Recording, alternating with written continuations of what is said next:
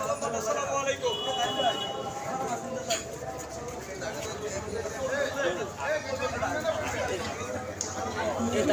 সহ আমরা অনেক বৃহত্তর একটা গ্রাম যে ভাড়া বিকৃত অতীতে সংঘবদ্ধ ছিল, এখনো সংঘবদ্ধ আছে।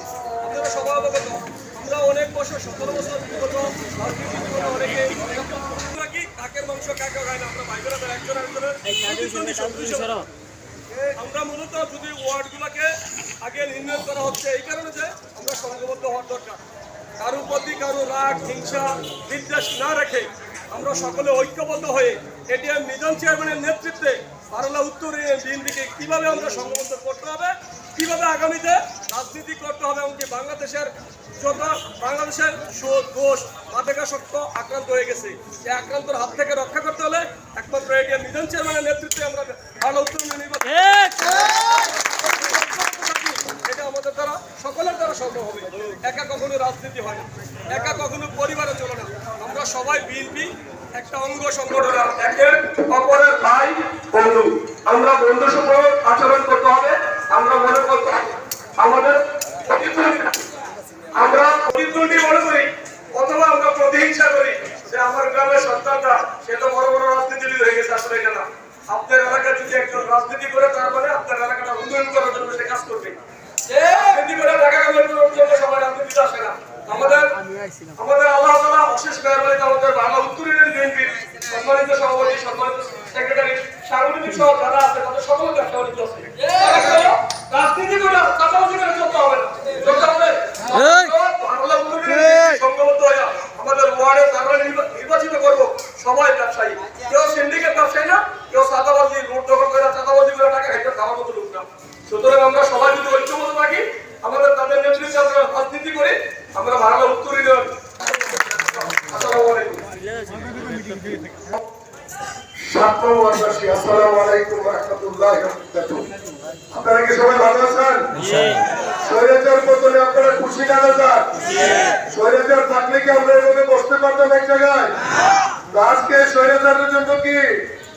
স্বৈরাচারের জন্য ইন্না লিল্লাহি ওয়া ইন্না ইলাইহি রাজিউন। হই হই রই রই। আজকে জুলুমবাজের ঠাঁই এদেশে আর নাই। চিন্তা করেন, যেই অহংকার, যে অহমিকা, যে দাম্ভিকতা দিয়ে শেখ হাসিনা দেশকে শোষণ করেছে। আজকে শুনছি সিঙ্গাপুর নাকি তোমরা যায় আর আইয়ে, যায় আর আইয়ে। ইনশাআল্লাহ কবে জানি যাই যায় এটা আল্লাহ ছাড়া কেউ জানে না। তারপরেও দোয়া করি আল্লাহ হাজারাজ করুক, দেখা সল্লা করে সরকার হোক। এই দেশের কি অবস্থায়, এ দেশের মানুষ কত সুখে আছে।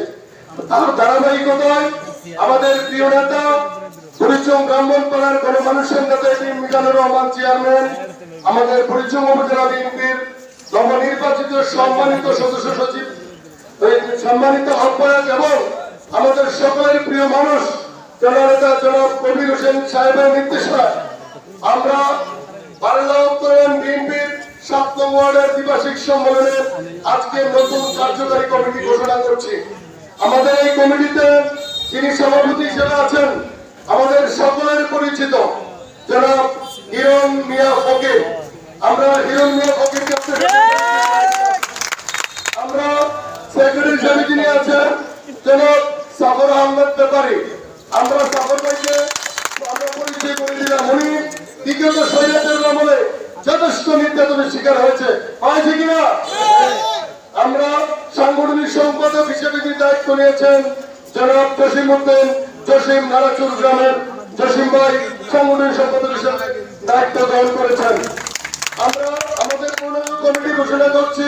সহসভাপতি জনাব আবুল হাসান, জনাব তারুণী, জয়েন্ট সেক্রেটারি জনাব পারভেজ ভুইয়া, তার সহসভাপতি সম্পাদক শাহিন ব্যাপারী, দপ্তর সম্পাদক আবুল কাসেম, সহ দপ্তর শফিকুল ইসলাম।